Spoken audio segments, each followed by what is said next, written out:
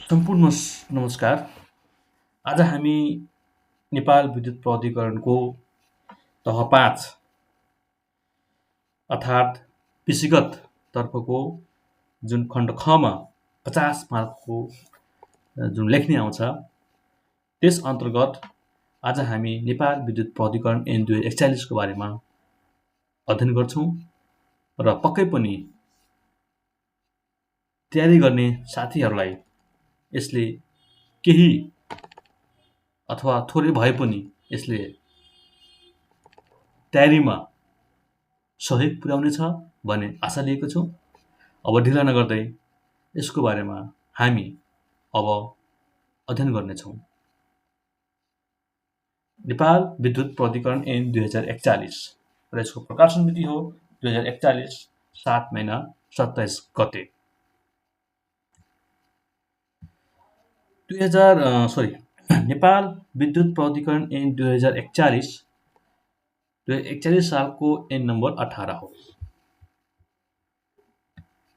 2041 सालको ऐन नम्बर 18। नेपाल विद्युत प्राधिकरणको स्थापना र व्यवस्था, यसमा विशेष तपाईको यो नेपाल विद्युत प्राधिकरणको स्थापना किन भएको हो भनेर अथवा यसको स्थापनाको महत्त्व के हो भनेर प्रश्न आउन सक्छ होला। त्यस सन्दर्भमा हामीले जुन प्रस्तावनामा दिएको छ यो कुरालाई हामी अध्ययन गरेर बुझेर हामी उत्तर लेख्न सक्छौँ। अब जस्तै नेपाल विद्युत प्राधिकरणको स्थापनाको बारेमा लेख्नुहोस् भनेर प्रश्न आयो भने हामीले चाहिँ के लेख्नुपर्छ भन्दाखेरि नेपाल विद्युत प्राधिकरणको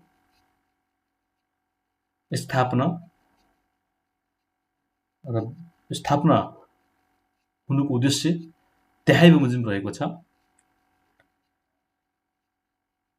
अथवा विद्युत उत्पादन, प्रसारण र वितरणलाई सक्षम, भरपर्दो र सर्वसुलभ गरी विद्युत आपूर्ति गर्ने व्यवस्था गर्न नेपाल विद्युत प्राधिकरण स्थापना सञ्चालन गर्नका लागि एसएन आएको हो।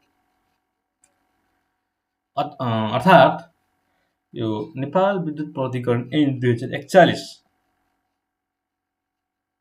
किन आयो त भन्दाखेरि विद्युत उत्पादन, प्रसारण र वितरणलाई सक्षम, भरपर्दो र सर्वसुलभ गरी विद्युत आपूर्ति गर्ने व्यवस्था गर्न नेपाल विद्युत प्राधिकरण स्थापना वा सञ्चालन गर्नका लागि एसएन आएको हो भनेर पनि हामी भन्न सक्छौँ। यो प्रस्तावना पनि एकदम इम्पोर्टेन्ट, महत्त्वपूर्ण रहेको छ। अब परिच्छेद 1 मा आउँछौँ हामी। परिच्छेद 1 जानु पूर्व यो नेपाल विद्युत प्राधिकरण ऐन 2041 चाहिँ नि श्री 5 महाराज अधिराज वीरेन्द्र विक्रम शाहदेवबाट राष्ट्रिय पञ्चायतको सल्लाह र समितिले यो ऐन बनाइबक्सेको छ भनेर यो ऐनमा लेखिएको प्रश्न छ। अब परिच्छेद 1 प्रारम्भिक संक्षिप्त नाम र प्रारम्भ। यो एसएन को नाम के हो त नेपाल विद्युत प्राधिकरण ऐन 2041 रहेको छ। यो हामीलाई थाहा भएको कुरा हो र ग्राहक भन्नाले को त भन्दाखेरि विद्युत उपभोग गर्ने व्यक्ति सम्झनु पर्छ। अर्थात् ग्राहक भनेकै तपाई हामी हो जसले विद्युत उपयोग गर्छ, त्यही नै के हो त ग्राहक हो।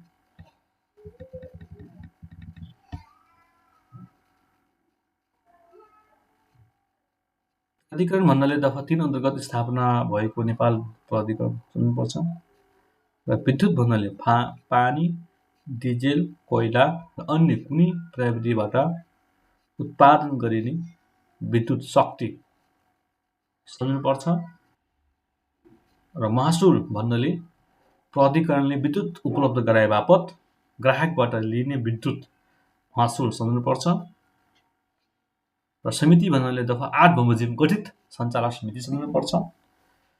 अनधिकार उपभोग भन्नाले प्राधिकरणको स्वीकृति नलिई प्राधिकरणको विद्युत प्रणालीबाट विद्युत उपभोग गर्ने कार्य वा ग्राहकले विद्युत उपभोग गर्दा पालन गर्नुपर्ने शर्त उल्लङ्घन हुने गरी विद्युत उपभोग गर्ने वा विद्युत चोर्ने कार्य सम्झनुपर्छ।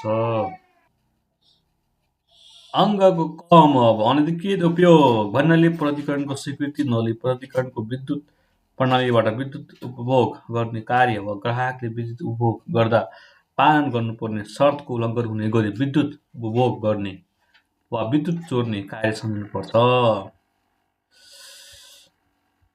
त्यस्तै गरी अब चाहिँ हामी परिच्छेद 2 मा पढ्छौँ। अब परिच्छेद 2 देखि एकदम महत्त्वपूर्ण कुराहरूको सुरुवात हुन्छ। अब परिच्छेद 2 मा चाहिँ नि संस्थापना, पुँजी र व्यवस्थापनको बारेमा रहेको छ। जस्तै प्राधिकरणको स्थापना हैन, स्थापनामा के रहेको छ भन्दाखेरि विद्युत उत्पादन, प्रसारण र वितरणलाई सक्षम, भरपर्दो र सर्वसुलभ गरी विद्युत आपूर्तिको समुचित व्यवस्था गर्नको लागि नेपाल विद्युतीकरणको स्थापना गरिएको छ हैन। जस्तै मानौँ यहाँ 1 नम्बरको प्रश्न सोध्यो कि विद्युत प्राधिकरणको स्थापना किन गरिएको छ अथवा किन गरिएको हो प्रश्न आयो भने हामी के लेख्न सक्छौँ भन्दाखेरि विद्युत उत्पादन, प्रसारण र वितरणलाई विद्युत उत्पादन, प्रसारण र वितरणलाई सक्षम, भरपर्दो र सर्वसुलभ गरी विद्युत आपूर्तिको समुचित व्यवस्था गर्नको लागि नेपाल विद्युत प्राधिकरणको स्थापना गरिएको छ। प्राधिकरणलाई अंग्रेजी भाषामा नेपाल इलेक्ट्रिसिटी अथोरिटी अर्थात् यसलाई सर्टकटमा NEA नेपाल इलेक्ट्रिसिटी अथोरिटी भनिनेछ। प्राधिकरणको प्रधान कार्यालय काठमाडौँमा रहनेछ भन्ने परिच्छेद 2 को दफा 3 मा उल्लेख रहेको पाइन्छ। त्यसैगरी अब दफा 7 मा संगठित संस्था हुने नेपाल विद्युत प्राधिकरण अविच्छिन्न उत्तराधिकारवाला एक स्वशासित र संगठित संस्था हुनेछ भनेर लेखेको छ। प्राधिकरणको आफ्नो एउटा छुट्टै छाप हुनेछ। प्राधिकरणले व्यक्ति सराह, चल अचल सम्पत्ति प्राप्त गर्न, उपभोग गर्न, बेचबिखन गर्न वा अन्य किसिमले बन्दोबस्त गर्न सक्नेछ। प्राधिकरणले व्यक्ति सराह आफ्नो नामबाट नलेज उजुर गर्न र सो उपर पनि सोही नामबाट नलेज उजुर लाग्न सक्नेछ भनेर यहाँ दफा 4 पनि रहेको छ। अब दफा 5 मा शेर पुँजी र शेरवाला।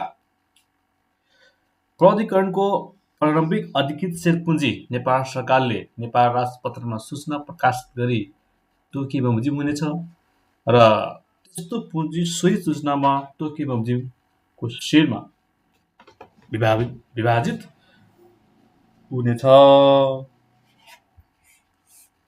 प्राधिकरणले नेपाल सरकारको अनुमति लिई आफ्नो प्रारम्भिक अधिकृत शेर पुँजी थपघट गर्न सक्नेछ र प्राधिकरणको शेर पुँजी घटी हुन आएमा प्रत्येक शेरको अंकित नोमिनल मूल्य पनि शेर पुँजीकै अनुपातमा घटाइनेछ।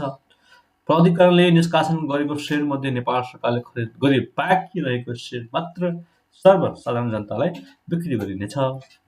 प्राधिकरणका शेरवालाहरूको दायित्व सीमित हुनेछ। प्रत्येक शेर अविभाज्य हुनेछ र शेरवालाले आफूले लिएको प्रत्येक शेरको एक मतको हिसाबले शेरवालाहरूको साधारण सभामा मत दिन पाउनेछ। अब अहिले हालसम्म चाहिँ नि नेपाल सरकारकै निकायहरूले खरिद गरेका नेपाल सरकारले नै शेर नेपाल सरकारकै अहिले शेर लगानी रहेको छ। अहिले चाहिँ अन्य तपाईँको निजी क्षेत्रको लगानी यसमा रहेको पाइँदैन। अहिले हालसम्मलाई थाहा भएको कुरा।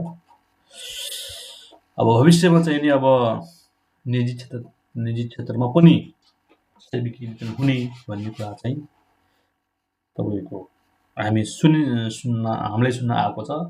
हामी सबैले थाहा भएकै कुरा हो, तर भविष्यमा चाहिँ हुन सक्छ, यसको सम्भावना चाहिँ बढिरहेको देखिन्छ। अब हामी दफा 5 को क मा हेर्छौँ। सेयर खरिद गर्न सक्ने।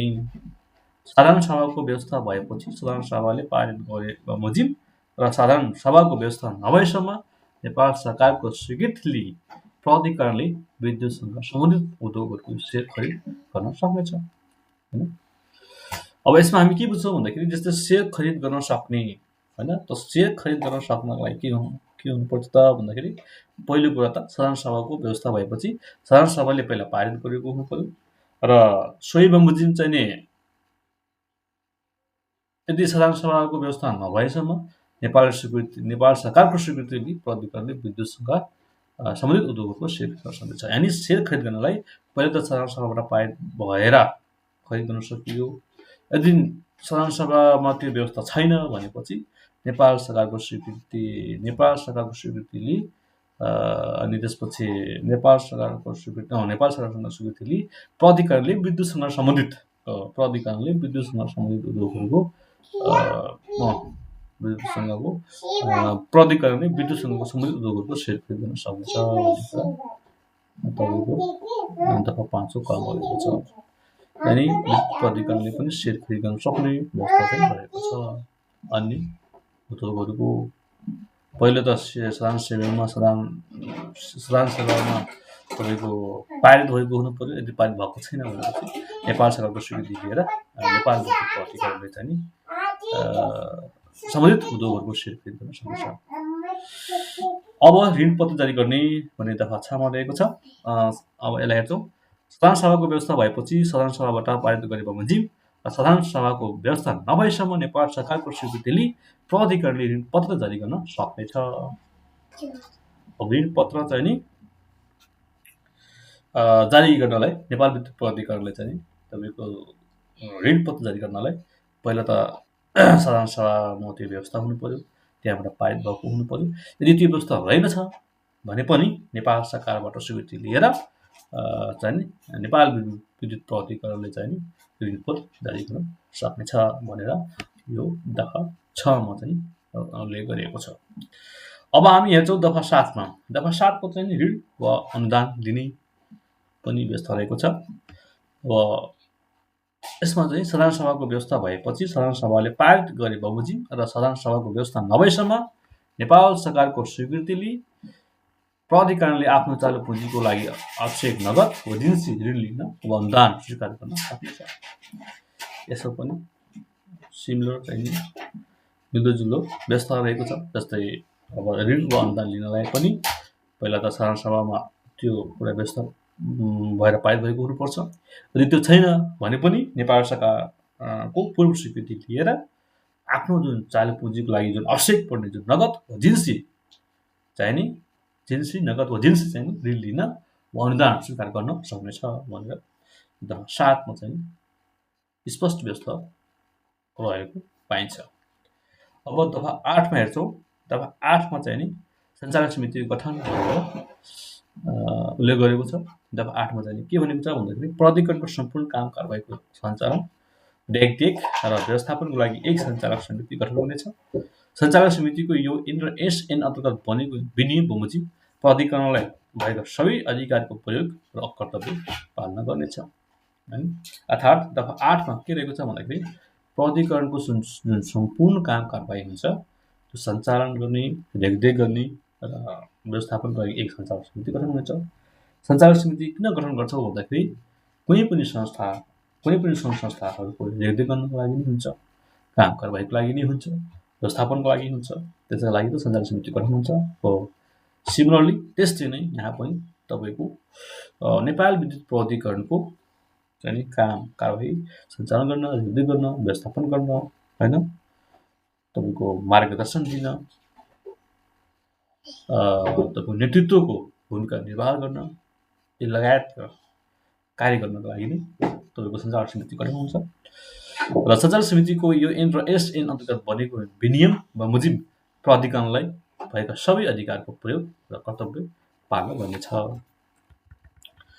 अब हेर्छौँ हामी दफा 9 मा सञ्चालकहरू भनेर छ।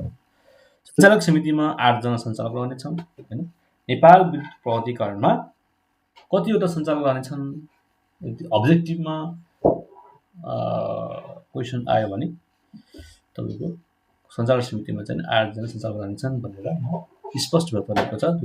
नेपाल विद्युत प्राधिकरण ऐन 2041 को दफा 9 मा रहेको छ, जसमा के भनेको छ भन्दाखेरि सञ्चालक समितिमा 8 जना रहनेछन् भनेर भनेको छ। र ती सञ्चालकहरू संसदद्वारा निर्वाचित हुनेछन् र निर्वाचित सञ्चालकहरूले आफूमध्येबाट छानिएको एकजना व्यक्ति सञ्चालक समितिको अध्यक्ष हुनेछ। ठिक छ, 8 जना सञ्चालक समिति हुनेछन् र ती सञ्चालक समिति निर्वाचित भएर आउनेछन् र निर्वाचित भएका आफूमध्येबाट नै एकजना छानेर के हुन्छ त अध्यक्ष पदमा रहनेछन् भनेर तपाईँको दफा 9 को दफा 1 मा स्पष्ट रूप रहेको छ। त्यसै गरी अब 2 मा 9 को उपदफा 2 मा नेपाल सरकार वा कुनै सङ्गठित संस्थाले लिएको सेयरको अनुपातमा नेपाल सरकार वा त्यस्तो संस्थाले सञ्चालकहरू मनोनित गर्न सक्नेछ र त्यस्तो मनोनित सञ्चालकहरूको हक तथा दायित्व निर्वाचित सञ्चालकको सरह नै हुनेछ। अब यसमा पनि तपाईँको के कुरा भनेछ भन्दाखेरि जस्तै काममा केहरू भन्दाखेरि तपाईँको सञ्चालक समितिमा 8 जना हुन्छन् र ती सबै 8 जना सञ्चालक समितिहरू चाहिँ नि तपाईँको साधारण सभाबाट अथवा साधारण सभाबाट भनौँ न भन्नाले निर्वाचित भएर आएको हुन्छन्। त्यसरी चाहिँ सञ्चालक समितिमा 8 जना हुन्छन्। र 2 मा के भनिन्छ भन्दाखेरि नेपाल सरकार भइहाल्यो वा कुनै सङ्गठित संस्थाले लिएको सेयरको अनुपातमा नेपाल सरकार वा त्यस्तो संस्थाले सञ्चालक मनोनित गर्न सक्नेछ र त्यस्तो मनोनित सञ्चालकहरूको हक तथा दायित्व निर्वाचित सञ्चालकको सरह नै हुनेछ। यदि तपाईँको दफा चाहिँ 9 को क मा यो बाहेक पनि तपाईँको नेपाल सरकार हुन्छ अथवा अन्य कुनै संस्थाले लिएको जुन सेयरको अनुपात हुन्छ त्यो नेपाल सरकार वा त्यस्तो संस्थाले सञ्चालक मनोनित गर्न सक्नेछ, सञ्चालकले नै मनोनित गर्न पाउँछन् भनेको हो। जस्तै दफा 9 को 1 अनुसार हुने नै भयो। र यसको अलावा तपाईँको यो 2 अनुसार पनि सञ्चालक समितिको मनोनित गर्न पाउँछ र जुन दफा 1 मा जुन सञ्चालक समितिमा अध्यक्ष हुन्छ हैन, जसले काम गर्न पाउँछ, त्यसरी नै यता पनि के हुन्छ त भन्दाखेरि तपाईँको समान चाहिँ नि हक र दायित्वको निर्वाचित सञ्चालकको सरह नै हुनेछ भनेर दफा 9 मा रहेको छ। भन्नाले नेपाल सरकार वा कुनै संस्थाले लिएको सेयरको अनुपातमा नेपाल सरकार वा त्यस्तो संस्थाले सञ्चालकहरू मनोनित गर्न सक्नेछ र त्यस्तो मनोनित सञ्चालकहरूको हक तथा दायित्व निर्वाचित सञ्चालकको सरह नै हुनेछ। ठिक छ, भनेपछि अब यो दफा 9 को 2 मा पनि भयो। दफा 9 को दफा तपाईँको दफा 2 अब दफा 3 हेर्छौँ हामी। दफा 9 को दफा 3 1 मा के छ भन्दाखेरि जुनसुकै लेखेको भए तापनि साधारण सभाद्वारा सञ्चालकहरू निर्वाचित हुने व्यवस्था नभएसम्म सञ्चालक समितिमा रहेका सदस्यहरू रहनेछन्। जस्तै भनौँ जुन दफा 9 को 1 मा भनेको थियो कि 8 जना सञ्चालक समितिहरू रहन्छन् र ती 8 जना तपाईँको साधारण सभाबाट नै निर्वाचित भएर नै 8 जना त्यो सञ्चालक समितिमा रहन्छ र त्योमध्येकै एकजना चाहिँ अध्यक्ष रहन्छ। यदि त्यो हुन सकेन भनौँ सञ्चालक साधारण सभाबाट निर्वाचित हुन सकिन अथवा निर्वाचित हुने अवस्था भएन, साधारण सभा हुन सकेन भने त्यो अवस्थामा चाहिँ नि सञ्चालक समिति जुन दफा 9 को दफा 2 मा जुन थियो नेपाल सरकार वा अन्य कुनै संस्थाले खरिद गरेको सेयरको अनुपातमा हैन तपाईँको सञ्चालक समिति मनोनित गर्न सक्नेछ भन्ने जुन व्यवस्था थियो सोही सन्दर्भमा चाहिँ नि दफा 3 पनि दिइरहेको छ र त्यस्तो अवस्थामा चाहिँ यो निम्न बमोजिमका चाहिँ नि सञ्चालक समितिको गठन हुनेछ भनेर स्पष्ट गरेको छ। यसमा चाहिँ तपाईँको 8 जनामा अध्यक्ष को रहन्छ भन्दाखेरि ऊर्जा जलस्रोत तथा सिँचाइ मन्त्री वा नेपाल सरकारले तोकेको नेपाल सरकारको विशेष श्रेणीको कर्मचारी यसमा के हुन्छ त भन्दाखेरि अध्यक्ष हुन्छ। त्यस्तै सचिव ऊर्जा जलस्रोत तथा सिँचाइ मन्त्रालय होइन, ऊर्जा जलस्रोत तथा सिँचाइ मन्त्रालयका सचिव के हुन्छन् त भन्दाखेरि सदस्य हुन्छन्। उद्योग वाणिज्य वा वित्तीय क्षेत्रमा संलग्न व्यक्तिहरू मध्येबाट नेपाल सरकारद्वारा मनोनित एकजना सदस्य हुन्छन्। अर्थ मन्त्रालयका सचिव सदस्य हुन्छन्। विद्युत उपभोक्ताहरू मध्येबाट नेपाल सरकारद्वारा मनोनित एकजना सदस्य हुन्छन्। त्यसपछि विद्युत क्षेत्रमा विशेषता हासिल गरेका गैर सरकारी व्यक्तिहरू मध्येबाट नेपाल सरकारद्वारा मनोनित 2 जना सदस्य हुन्छन्।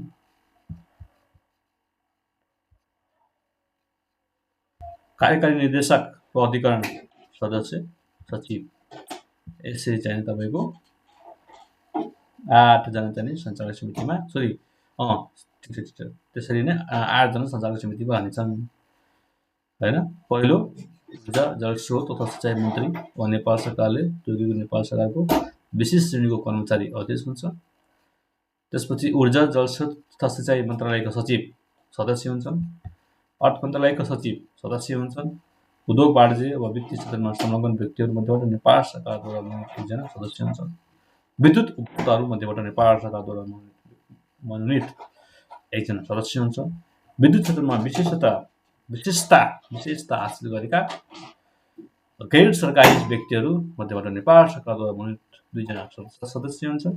र कार्यकारी निर्देशक प्राधिकरणको नेपाल विद्युत प्राधिकरणकै कार्यकारी निर्देशक के हुन्छ त भन्दाखेरि सदस्य सचिव हुन्छ। अब 4 मा समितिका मनोनित सदस्यहरूको कार्यावधि 4 वर्षको हुनेछ।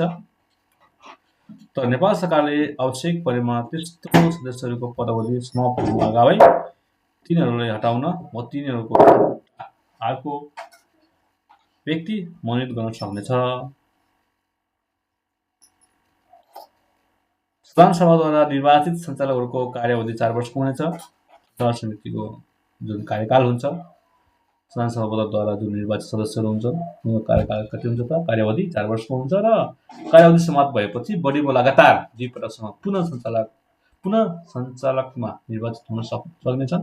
तर प्रथम पटक निर्वाचित 8 जना सञ्चालकमध्ये गोला प्रथाद्वारा निर्णय गरेका 4 जना सञ्चालकहरूको कार्यावधि 2 वर्षको हुनेछ अरे। प्रथम पटक 8 जना सञ्चालकमध्ये गोला प्रथाद्वारा निर्णय गरेका 4 जना सञ्चालकहरूको कार्यावधि 2 वर्षको हुन्छ। अब आजलाई हामी यति हेऱ्यौँ। आज यसलाई भाग 1 मानौँ। अब यसैको भाग 2 हामी छिट्टै भाग 2 ल्याउनेछौँ। यति भन्दै म आफ्नो भनाइ यहीँ अन्त्य गर्छु। धन्यवाद।